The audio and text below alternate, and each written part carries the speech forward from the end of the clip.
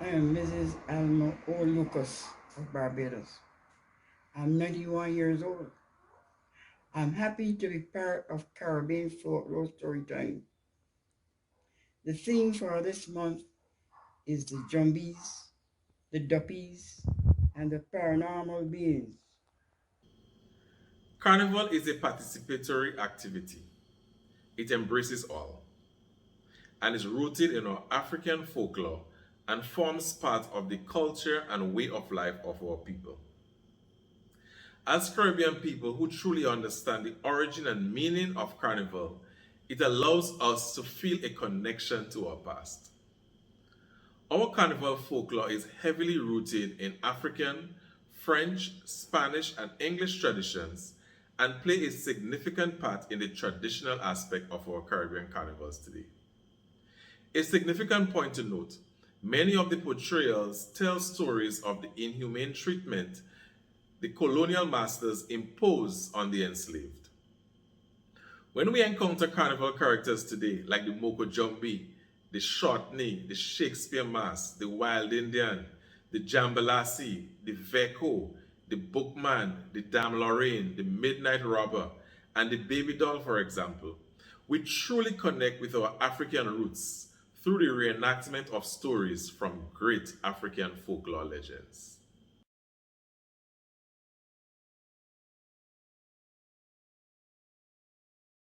I don't know if anybody told me about it. It was a thing that was circulating, and it was among the people in Barbados. So I heard it.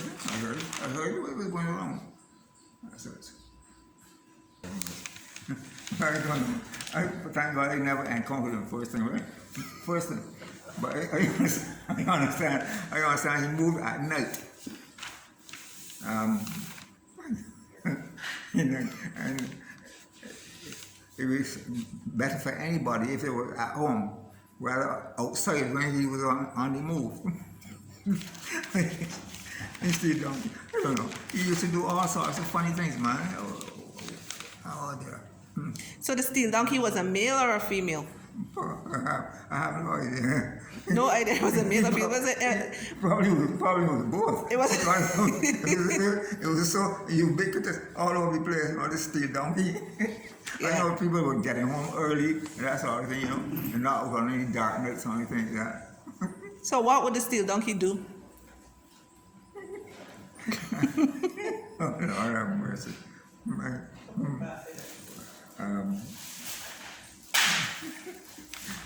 I'm not too sure what he used to do. I know he used to have a lot of people frightened. It's trying to get home and to stay home at night. But, But do you believe that the young people today will be scared or stay home because they hear that the steel donkey is out? if I think they would, The young people. yeah, I know. If I think that they would, Yes, they if it would. If it would go up scare today, them. Yes, of today. or they wouldn't be. They wouldn't be scared. Why? No, I didn't say so. I didn't say they wouldn't be. You know, I believe that if like just one or two of the young people there were moving late at night, I don't mean by crowd, right? One or two moving by themselves, I feel they would be scared. No.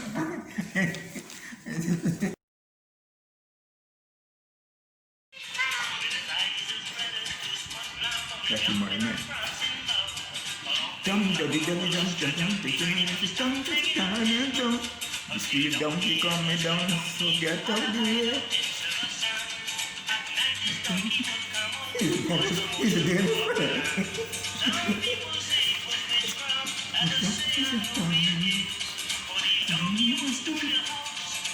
Donkey, donkey, dum dum. The donkey coming down, so get out the way. And you see, they record me too. Yay! Go, Mr. Riley. I'm loving it.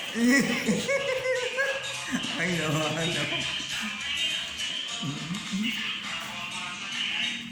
So that was the Merryman and the Steel Donkey. Yes, that was my man I was listening to. Yeah, it's my man. Yeah. That was just my man. Yeah. Sing on the steel donkey. So what did they say about the Steel Donkey? what they said. Yeah, what the song was about. But you got it there, you know. Yes, but I want you to tell me what you remember about the Merry Men and the Steel Donkey. What exactly what's behind the song? I don't remember very much about it, but it's still donkey coming down there, something, and they tell us to get out of the way. And what, I don't remember the thing now. Something go down there and what, and then they describe it with the something and I think tongue hanging out with mouth or something. So some describe the steel donkey.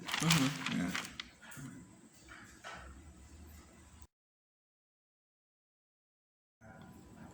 If I remember what? Remember that I was in steel shed. You were in the steel shed? Yeah. What year was that?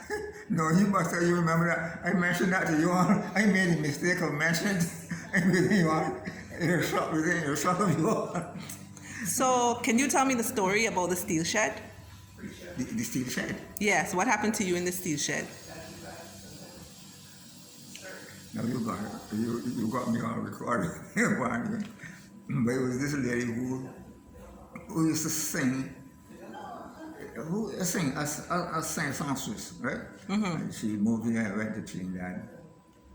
She was in the steel shed at the same time too. But what her name was now, you're digging my old memories. She was in there too. Is it singing Francine? Was it singing Francine? What was the lady's name? But I try to remember now. I was saying it before my face, and I can't recall the name now.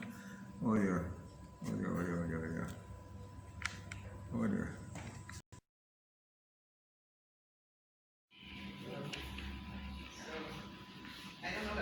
you want to hear this thing over again? Yes.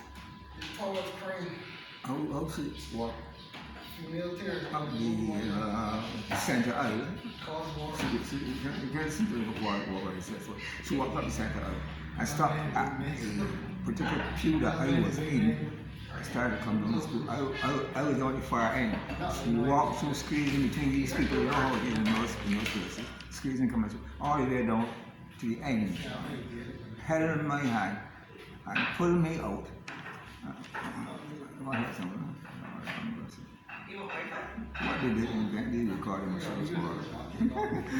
Pulled me out. And she carried me out to the aisle and danced while she was singing her song. But isn't she Calypsonian? She sings soca. So how did she dance? Did she do hip hop dance or did she do soca? Gave you a soca wine I'm or not what? sure, but I would just call it movementation. Movementations. Yeah. Okay, so she had movementations. Yeah. So was her movementation in sync with your movementations? I don't have any movementations. I just move. I move to school. I don't have any movementations. You all are dangerous people. I know I'm too dangerous people. Oh, no, why are we dangerous? You were the one on the stage stealing the show. You were the star of the night. I saw you for me star this evening. The star of this evening. But I would like to know the year that happened. Relatively, would that be like in the 80s or would it be in the 70s? You got me now, you know. You got me now. This steel shed is still there, right? In Barbados? I haven't been in things probably ages, but it should still be there. Oh, okay. Yeah, it should still be there. I don't think they'll get rid of a thing like that. Oh, so why do you know why they call it the steel shed? If I know what? Why did they call it the steel shed? I believe because of its structure. I think you know a lot of steel was used to instead of like soft stones to build the sides. A lot of steel uprights and things that supported the top and so on structure and all. Okay. But I think the steel shed should still be there, you know. Okay. And what was the purpose for steel shed? Was it a place where they tell stories? No, the real purpose of the steel shed is the purpose of exhibitions, exhibiting things when they had whatever kind of show on. Things similar to the museum, or was it things that they would have in the museum? What kind of things were on exhibit? No, sometimes even some garden exhibits, sometimes from the schools in the island. Oh, okay. Yeah, I think it's easy. And so, I guess for other things as well. Hello everyone, it's Ricardo saying hi from China, Xingyi in the Guizhou province. When I was growing up as a child in Barbados, in St. George, there was always talk of the steel donkey, this mythical donkey with glowing eyes and a clanging chain and banging hooves, and it scared us as kids and we loved it. Here in China, I've been getting my friends to try to find some steel donkeys of their own, but we've had no success. Enjoy your story time. So here, the story is told about an old lady who lived at Free Hill in St. Andrew, whose granddaughter took goods on credit from an itinerant salesman called the Coolie Man. She was taking too long to sell the debt.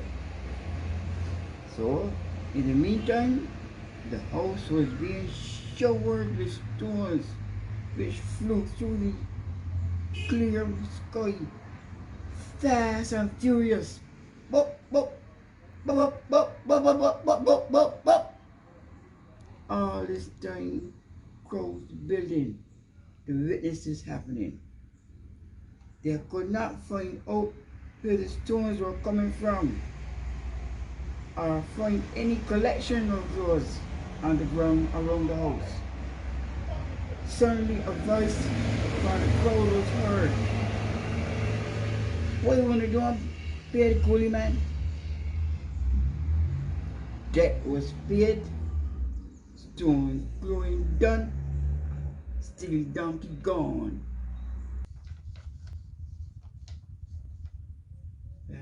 It said that a similar incident took place in the St. Mark's district.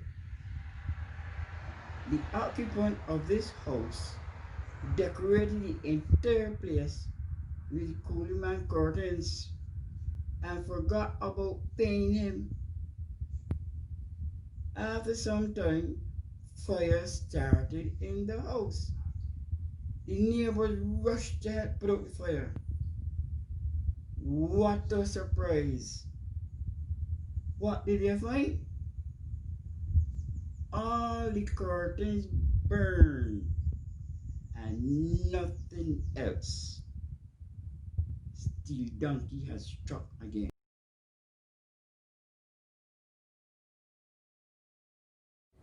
So the topic is Jumbi. Jumbi comes from different cultures. The term Jumbi has different meaning in different cultures. For instance, in the Grenadian culture, as far south as Trinidad, Jumbi is used in folklore stories or storytelling time on a full moon night, when our grandparents sit and discuss with us things like Laja Bless or Sukunia, and those were used to instill fear in kids rather than to entertain the kids, because they had lots of kids at that time, and as they would say, instead of the kids going stray away or knocking about the yard, it was used to instill some form of fear in them. The next form of Jumbi is from what we call a supernatural standpoint. And the thing with that Jumbi is that someone will say that they give that person Jumbi, meaning that they were given some form of demonic spirit, or if the person is acting schizophrenia in any way, that would be labeled a Jumbi. And the next form of Jumbi, which is commonly used, especially in the Grenadian culture, is to set someone up or to constantly be making excuses. So someone will say, make sure you're here by 10 o'clock, and then you knowing that that person always shortcoming, you will just say, listen, don't jump him in. I'm waiting on you because you're a Jumbi. So, we have three different meanings on the term Jumbi. It goes different cultures. People look at it differently and it's expressed differently. But that is what Jumbie is from a Grenadian standpoint. As a child, our parents would tell us stories about Jumbie. A Jumbie is a very, very scary thing. It's what we call a ghost. In the Caribbean, we call them a spirit. And usually, you see them late at night when it's very, very dark. So, what our parents said is that they usually take the form of animals. So imagine walking in the night, pitch dark, no electricity, and you see an animal in the road. First, you think you see a dog. Then, as you go closer, you might see a duck. And as you go closer and you start looking, you might think you see a horse. So curiosity will get the better of you and you start following that animal. Also, you usually find them in the silk cotton or the bamboo. And you tend to follow that animal. And you may follow it to a ditch or precipice, and you can even break your back, your neck, or any limb. So, imagine as a child being told that you're going to live in Jumbie. I was scared. The first thing that came to mind, we will have to get the priest to pray in that house and bless that house. However, when I got to Jumbie, I spoke to the neighbor. She said, "Don't worry, my child. Welcome to 66 Quarry Road, not Jumbie." And all my fears went away. What did you hear about the Heartman?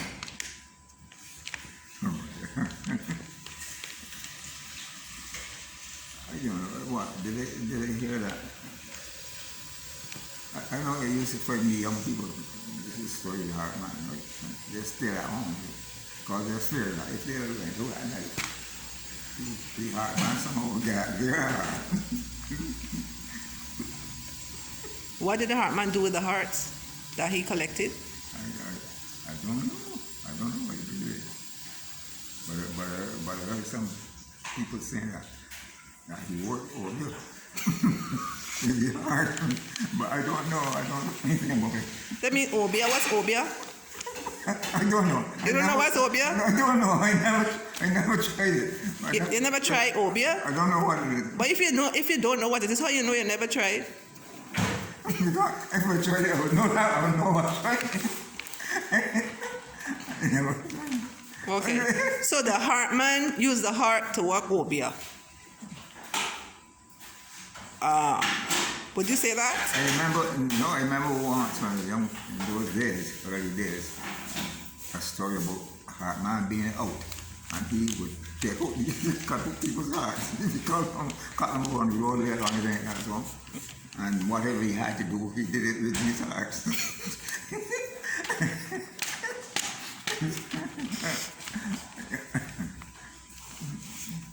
Mr. Riley, what do you have in your hand? What do I have in my hand? Yes. I have a newspaper in my hand. A newspaper. And it's Saturday, so this is your usual practice of reading the newspaper on Saturday mornings? This is usual thing? No, if I'm in this usual position at home, and nothing much happening, you find me reading Saturday paper. On Tuesday, you'll find me reading Tuesday. On the Tuesday. So on Sunday, I read the Sunday paper.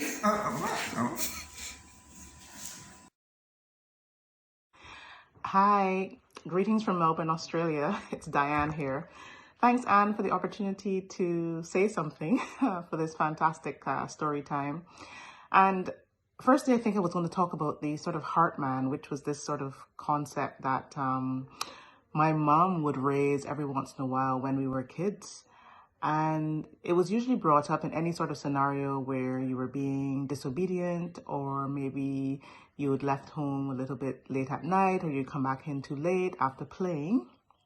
And she would always punctuate that event with, "Be careful, the Heartman may get you."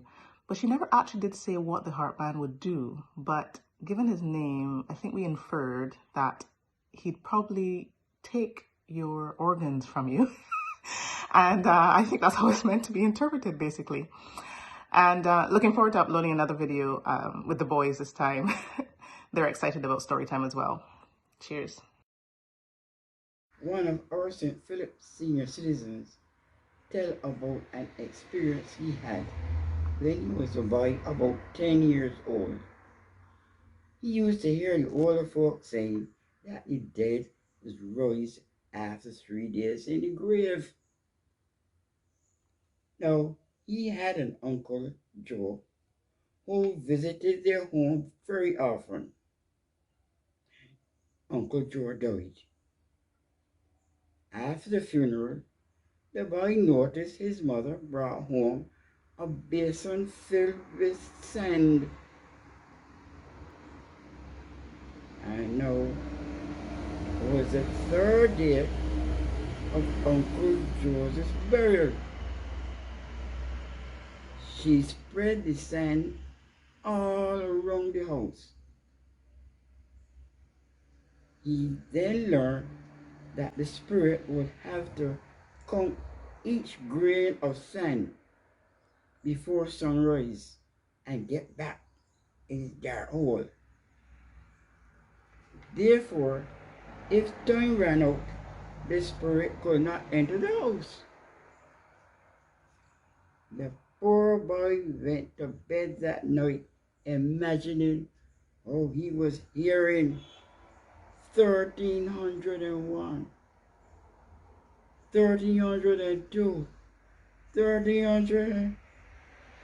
He frightened, frightened, frightened, frightened. He wet his bed.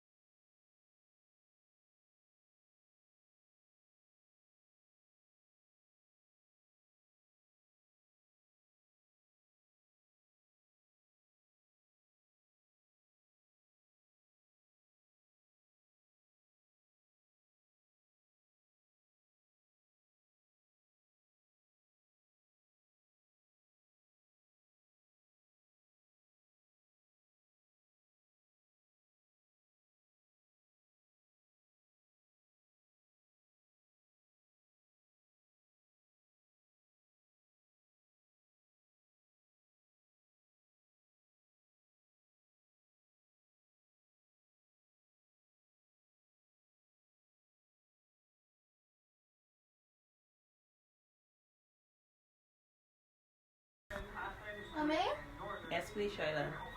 what's a duppy? Shyla, you the Bajan? We start dead people duppies. What's a moon donkey? Oh, Lord, now. Where you hear about Moon Donkey from now? I hear it on the radio. That was on CBC like 2 or 3 weeks ago. You're too young to know it was a Moon Donkey. You gotta ask your grandmother. When the Bajans need to know it's a steel donkey, not the moon donkey.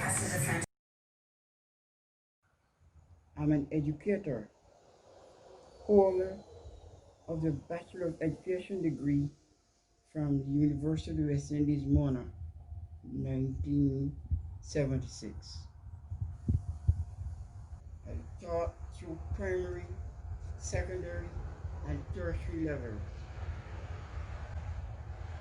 I researched, scripted, and presented a number of radio programs for school social studies for our juniors and social studies for our seniors. I'm a storyteller and dramatist. I'm the recipient of many awards for the church work and wider community projects. Now, Barbados is the most easterly of the Caribbean islands and is known for its rich history and folklore. In earlier times, the older folk in their districts took much pleasure in telling ducky stories at night to both the old and the young.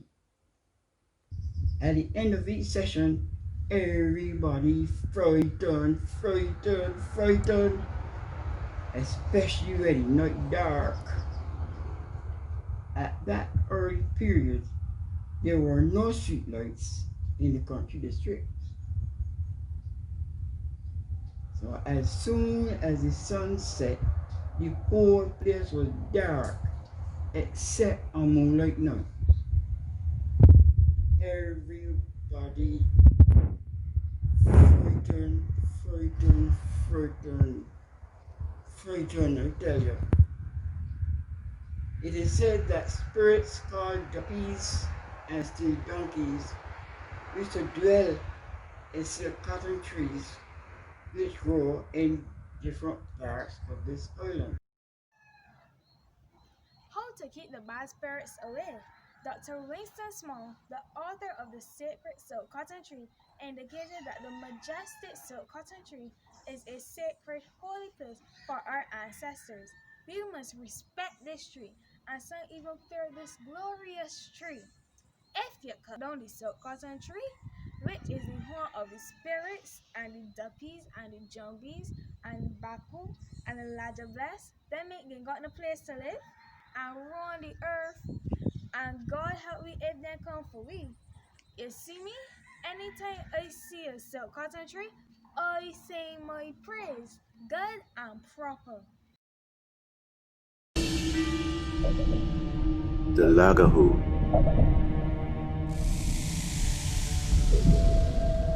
In the folklore of Trinidad and Tobago, the Lagahoo or Lagahoo is a mystical, shape-shifting monster.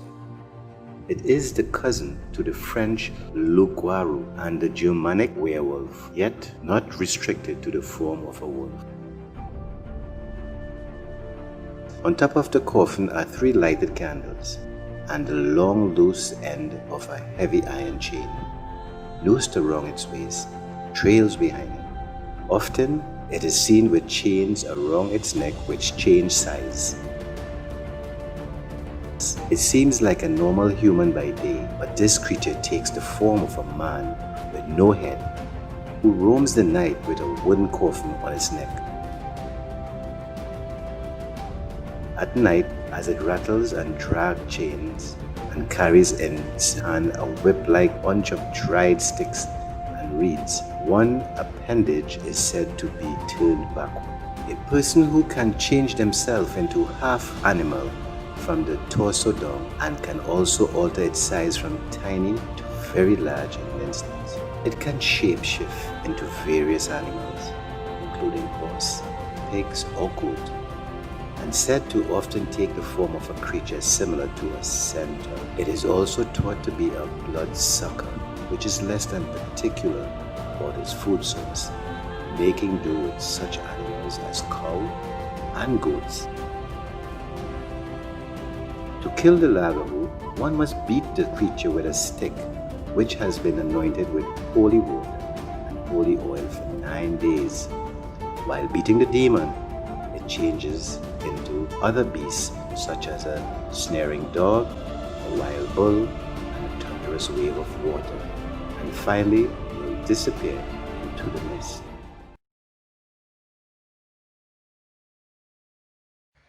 Here is one now. The story is told about a 7-year-old girl and her little 5-year-old sister. Their mother got them ready about 4:30 in the morning.